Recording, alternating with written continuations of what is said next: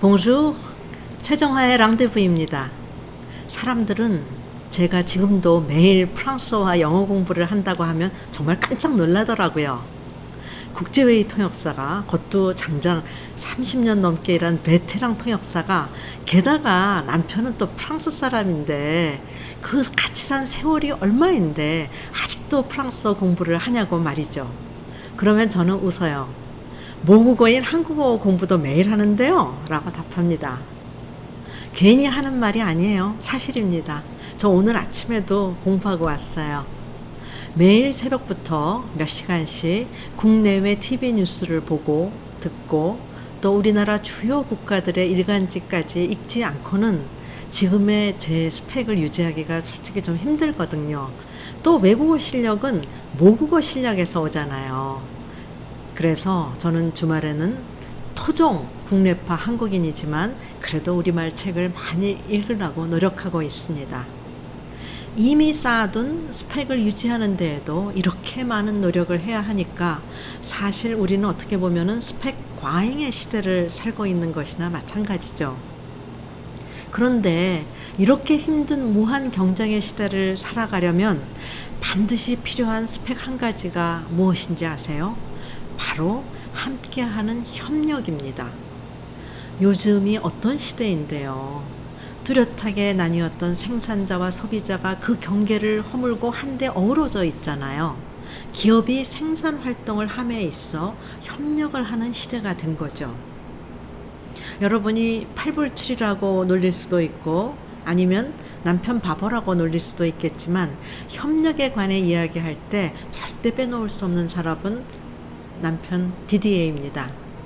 사람들은 우리 부부가 당연히 제 프랑스 유학 시절에 만났을 것이라고 생각을 하더라고요. 하지만 저는 디디에를 1991년 당시 주한 프랑스 프라그 대사님의 소개로 한국에서 만났습니다. 디디에는 호텔리어라는 직업 때문에 우리는 상당히 많은 시간을 자주 떨어져 있었는데요.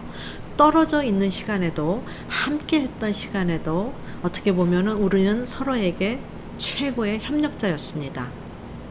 그런데 8년 전 디디에는 저와 함께 한국에서 같이 살고자 호텔 경영 일선에서 물러나 한국에서 이제는 호스피탈리티 컨설팅 회사를 시작했답니다. 그리고 이제는 오감으로 알리는 한국 문화 체험을 확산하는 오사클럽을 저와 함께 하고 있어요. 사실 디디의 도움과 배려가 없었다면 제가 CC를 그렇게 쉽게 시작하지 못했을 거예요. 한국 사람인 제가 한국의 문화와 이미지가 어떤지 좀 잘 알고 있는 것은 당연하죠. 그런데 디디에는 프랑스인으로서, 즉 외국인으로서 그리고 30여 년 동안 세계 문화를 경험해 보았던 글로벌 호텔리어로서 아내의 나라 한국의 문화와 이미지를 외국인의 입장에서 무엇을 어떻게 알리는 것이 보다 효과적인지 계속해서 고민을 했고 또 조언을 해주고 있습니다. 디디에는 우리 문화가 프랑스 문화처럼 우수하고 창의적이고 아주 흡인력이 있는 그러한 문화라고 생각하는 사람으로서 제게 이야기를 해줍니다. 이는 누군가의 강요가 아닌 오롯이 디디의 그의 선택이죠. 이러한 디디의 헌신은 배우자인 저에 대한 배려에서 시작이 되는 것이겠죠. 배려라는 글자의 한자어를 잘 보면은 배라는 한자가 아내를 의미한다는 것을 혹시 아시죠? 한자의 뜻 그대로 풀이하자면 배는 아내를 생각하고 위하는 마음이라는 거죠. 우리가 결혼하기 이전에는 분명 남이었지만 지금은 나의 남은 평생을 함께할 사람이 바로 배우자죠. 하지만 배우자와는 다르게 남은 어디까지나 남이잖아요.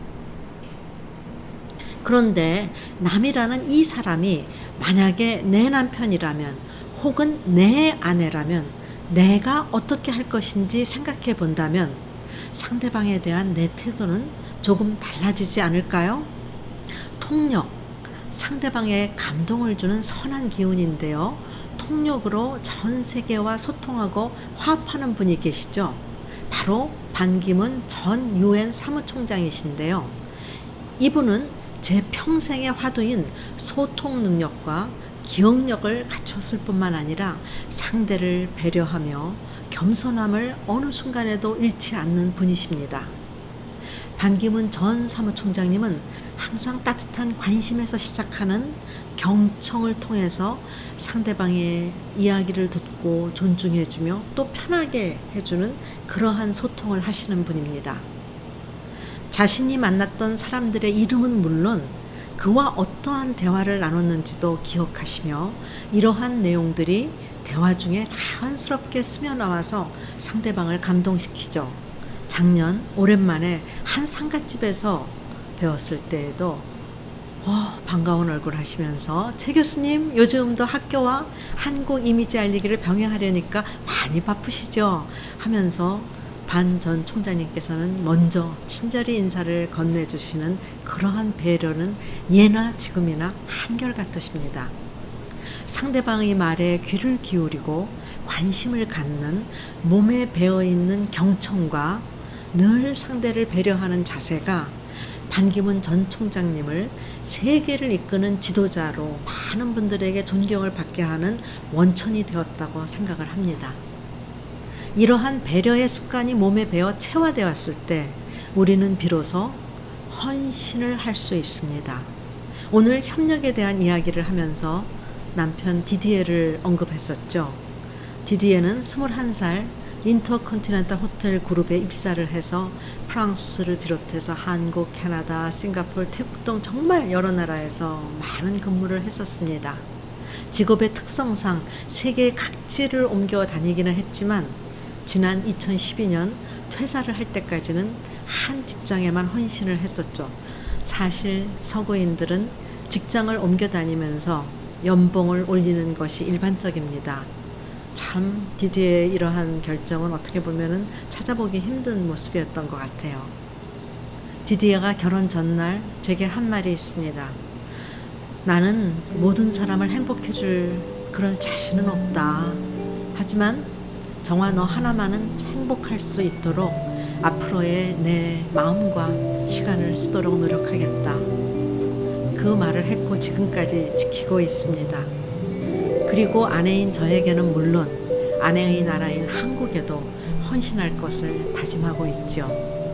헌신이란 결국 내가 좋아하는 일, 내가 잘할 수 있는 일, 나를 즐겁게 하는 일, 그리고 가급적 많은 사람들에게 평안하고 행복을 줄 수 있는 일 사이에서 교집합을 찾는 것으로부터 시작을 하는 것 같습니다. 그것이 반드시 커야 할 필요도 없죠. 아주 작은 한 가지만 일치한다 하더라도 그 일은 충분히 의미 있는 헌신이 될 거라고 생각합니다.